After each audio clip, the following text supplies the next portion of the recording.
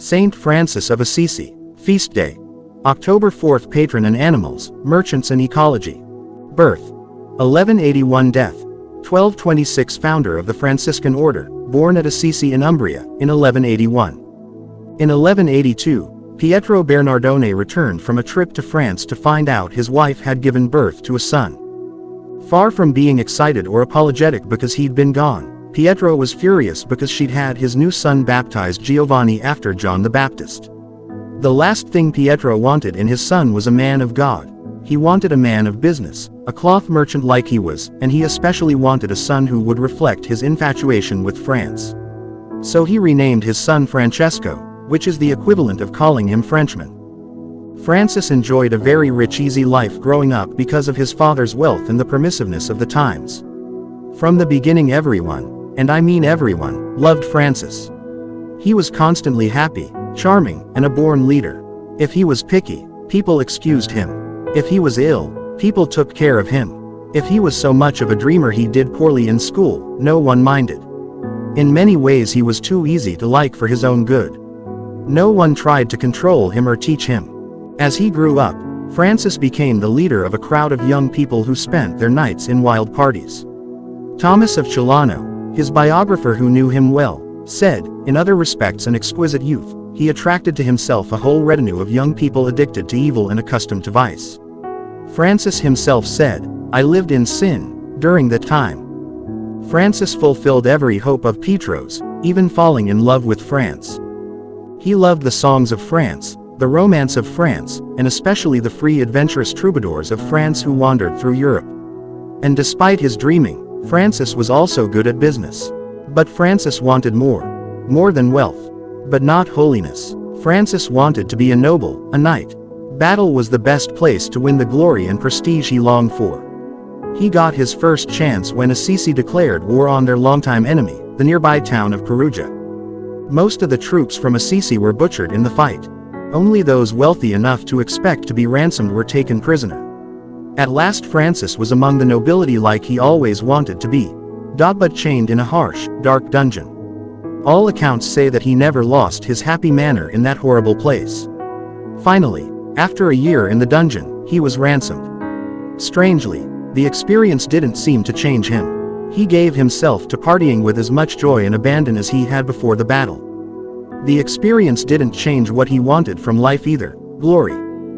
Finally, a call for knights for the Fourth Crusade gave him a chance for his dream. But before he left, Francis had to have a suit of armor and a horse. No problem for the son of a wealthy father. And not just any suit of armor would do, but one decorated with gold with a magnificent cloak. Any relief we feel in hearing that Francis gave the cloak to a poor knight will be destroyed by the boasts that Francis left behind that he would return a prince. But Francis never got farther than one day's ride from Assisi. There he had a dream in which God told him he had it all wrong and told him to return home. And return home he did. What must it have been like to return without ever making it to battle? The boy who wanted nothing more than to be liked was humiliated, laughed at, called a coward by the village and raged at by his father for the money wasted on armor. Francis's conversion did not happen overnight. God had waited for him for 25 years and now it was Francis's turn to wait. Francis started to spend more time in prayer. He went off to a cave and wept for his sins. Sometimes God's grace overwhelmed him with joy. But life couldn't just stop for God. There was a business to run, customers to wait on. One day while riding through the countryside, Francis, the man who loved beauty, who was so picky about food, who hated deformity, came face to face with a leper. Repelled by the appearance and the smell of the leper, Francis nevertheless jumped down from his horse and kissed the hand of the leper. When his kiss of peace was returned, Francis was filled with joy. As he rode off, he turned around for a last wave, and saw that the leper had disappeared. He always looked upon it as a test from God, that he had passed. His search for conversion led him to the ancient church at San Damiano. While he was praying there, he heard Christ on the crucifix speak to him, Francis, repair my church. Francis assumed this meant church with a small c, the crumbling building he was in. Acting again in his impetuous way, he took fabric from his father's shop and sold it to get money to repair the church. His father saw this as an act of theft. and put together with Francis's cowardice, waste of money, and his growing disinterest in money made Francis seem more like a madman than his son. Pietro dragged Francis before the bishop and in front of the whole town demanded that Francis return the money and renounce all rights as his heir. The bishop was very kind to Francis. He told him to return the money and said God would provide. That was all Francis needed to hear. He not only gave back the money but stripped off all his clothes, the clothes his father had given him, until he was wearing only a hair shirt. In front of the crowd that had gathered he said, "Pietro Bernardone is no longer my father. From now on I can say with complete freedom, Our Father who art in heaven." Wearing nothing but cast-off rags, he went off into the freezing woods, singing. And when robbers beat him later and took his clothes, he climbed out of the ditch and went off singing again.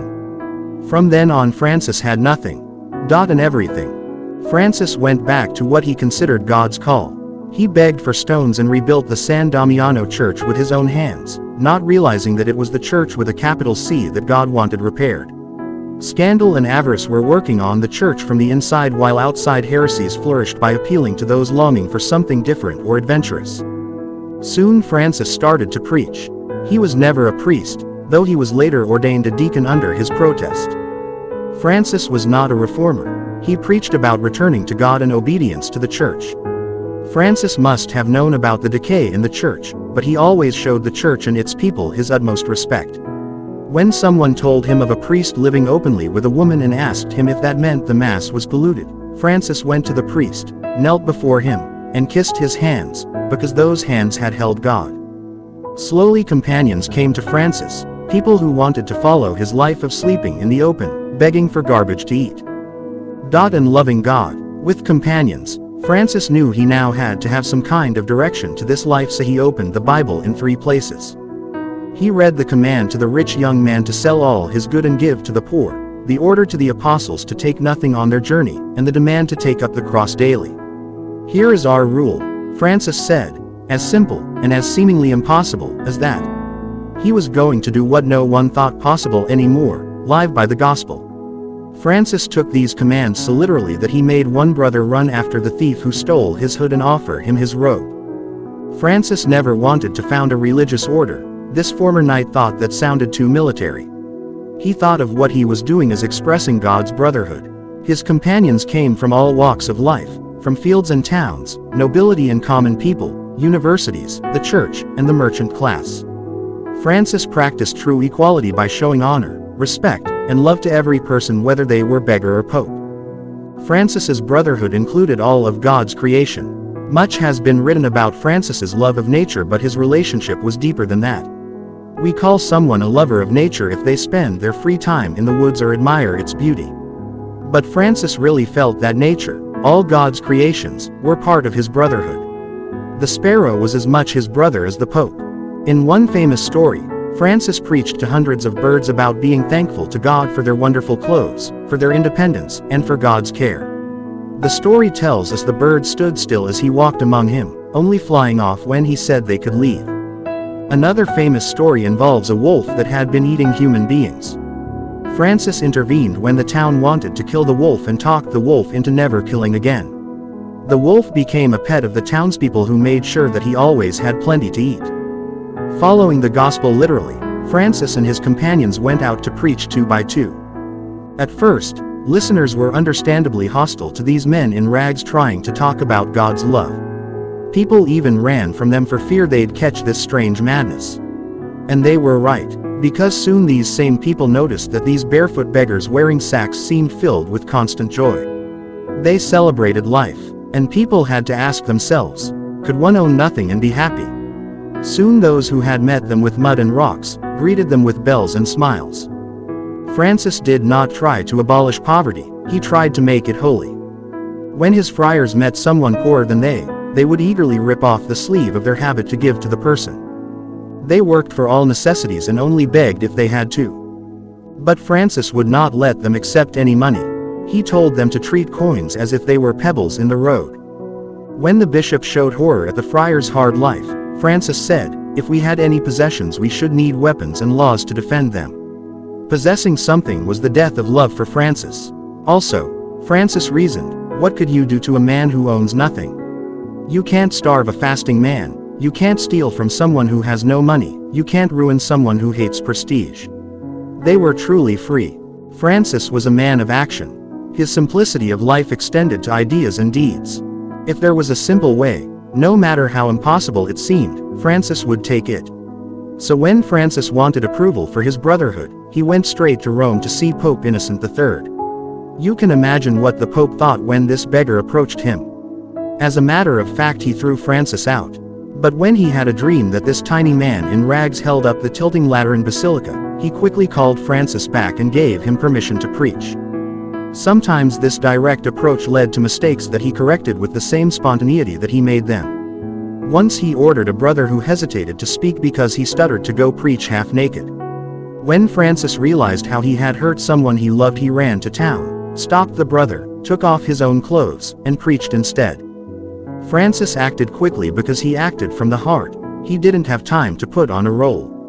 Once he was so sick and exhausted, his companions borrowed a mule for him to ride. When the man who owned the mule recognized Francis, he said, "Try to be as virtuous as everyone thinks you are, because many have a lot of confidence in you." Francis dropped off the mule and knelt before the man to thank him for his advice.